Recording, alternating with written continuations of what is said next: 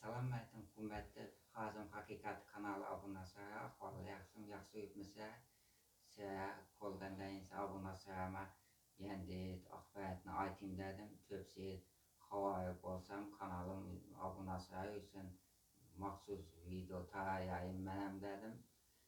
Hürmətli prezidentimiz 2026 yıl 17 fevral sənəsində ixtiyacmand muhtaç ailələr üçün və mütəhid maddi yardım azaltırdı.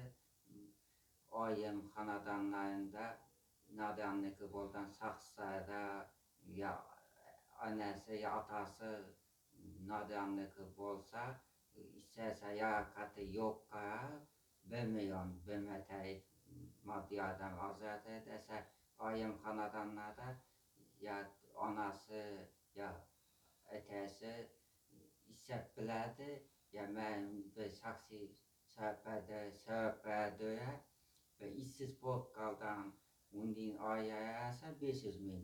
Undi ailə dərəndə işsiz bolub qaladı, vaxtınca deyim mahalləyə deydi, sətəyəntib, su ailədə yardım verib, yoxatını verdi mahalləyə deydi, deyənəsə iş tapıb, bəndəçi üçün 500 min son var verirdi.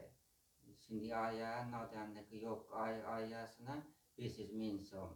Əsə nadanlık boldan, təmtəmiyəndən ailələrə ayrılmayla bir mütəhid 1 milyon son maddi yardım verirdi.